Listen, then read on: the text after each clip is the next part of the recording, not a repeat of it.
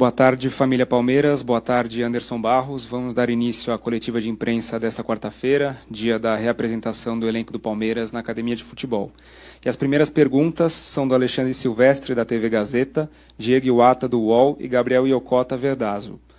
O Palmeiras vai contratar algum jogador de peso, renomado para a disputa do Mundial de Clubes?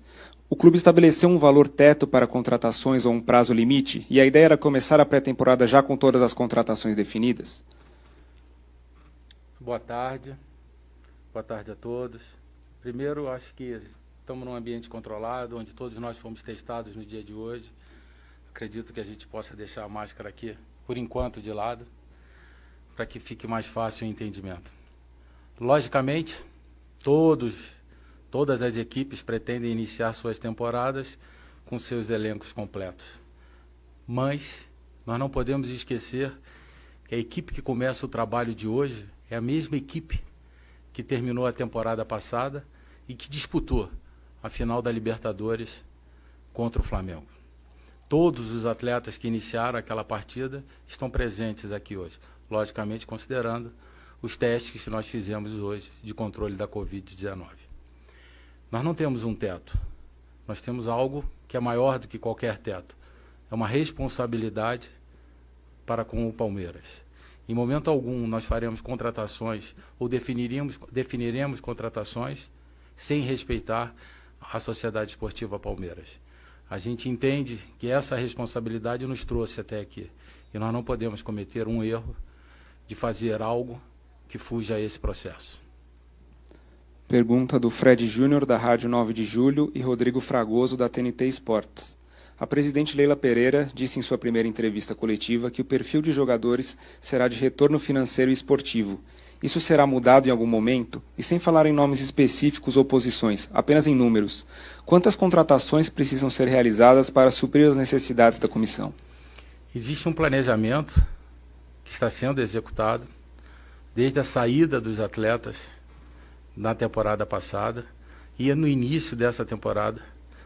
Nós não deixamos em momento algum de considerar esse planejamento. Por exemplo, nós tivemos a saída, a não concretização do empréstimo do atleta Danilo Barbosa. Acontece, nós discutimos com o clube francês através de seu representante e não conseguimos ter essa posição. E hoje temos em andamento a contratação de um outro atleta, do Jailson Cerqueira. Uma oportunidade de mercado que já vem sendo acompanhada pelo Palmeiras há algum tempo, pois é assim que a gente realiza todo o trabalho.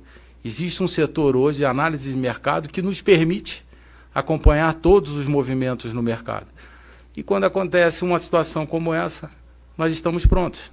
Logicamente que a gente ainda busca algumas peças para completar esse processo. E como na primeira pergunta, o ideal era que a gente tivesse todos os atletas disponíveis para que o nosso comandante pudesse iniciar o processo. Mas nós não deixamos nenhum momento de seguir aquilo que nós acreditamos, que foi o planejamento. Então, nós vamos buscar ainda algumas peças para fortalecer a nossa equipe, mas sem fugir, sem abrir mão daquilo que a gente acredita, que é o planejamento, que é a execução desse planejamento. Perguntas do Leonardo Dai, da Rádio CBN, Bibiana Bolson, ESPN Brasil, e Bruno Massa, da Web Rádio Verdão. Já há bastante tempo, o técnico Abel Ferreira tem pedido um centroavante. Por quais razões o Palmeiras decidiu negociar o atacante Luiz Adriano? Em algum momento foi discutida a possibilidade de trabalhar para recuperar o futebol dele e também do Borja? Por que a opção de buscar essa peça fora do clube e qual tem sido o maior desafio na busca pelo camisa 9? Como eu disse agora há pouco, o maior desafio é você ter a responsabilidade para a contratação. Nos foi dada a condição para contratar, nós temos essa possibilidade, nós temos como entender o mercado, mas nós não podemos errar no sentido de fazer com que o Palmeiras sofra com uma contratação que não deu o resultado esperado. Então nós não vamos fazer isso, não vamos fazer dessa forma. Em relação ao Luiz Adriano, nós trabalhamos com ele 2 temporadas, tivemos os resultados que o Palmeiras alcançou, ele participou desse processo, mas entendemos que haveria um encerramento de um ciclo.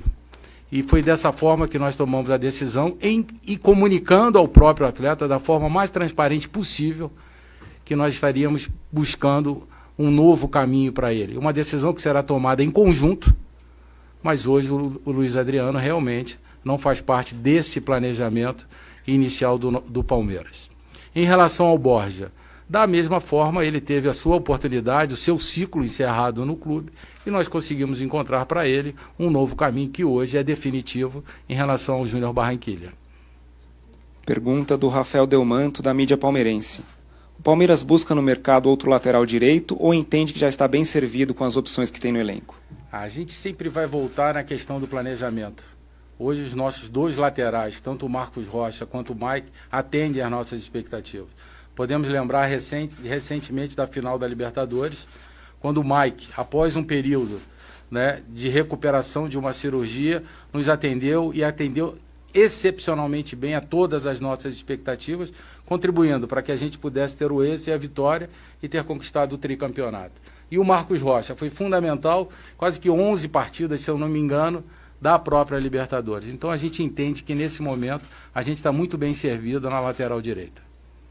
Pergunta do Vinícius Bueno, da Rádio Bandeirantes, e Pedro Nascimento, da Gazeta Esportiva. Como está a situação dos atletas em reta final de contrato, como, por exemplo, o atacante Daverson e o meio-campista Gustavo Scarpa? Tivemos casos específicos na temporada passada e soubemos conduzir, e soubemos como conduzir esses casos. E da mesma forma faremos com o Scarpa e com o próprio Daverson. Especificamente, o Palmeiras ele sempre procura ter essas ações em conjunto com seus atletas, mais uma vez, de uma forma extremamente transparente. E antes disso, nós temos algo que é fundamental para nós, que é algo que a gente tem como planejado, que é o Mundial. Nós temos uma competição que acontece no próximo mês e a prioridade total é essa competição. E os atletas estão cientes dessa condição. A última pergunta, do André Hernando, Sport TV. O Abel Ferreira terá um aumento salarial ou uma mudança no tempo de contrato? A ideia é assinar esse novo vínculo já e a validade será até o fim de 2023? O treinador, o Abel Ferreira, ele sempre teve um contrato em vigência, ele sempre deixou claro e sempre nós deixamos claro até 31 de dezembro de 2022, com possibilidade de prorrogação até 31 de dezembro de 2023. O que aconteceu nesse período foi um reconhecimento do trabalho desenvolvido por esse profissional.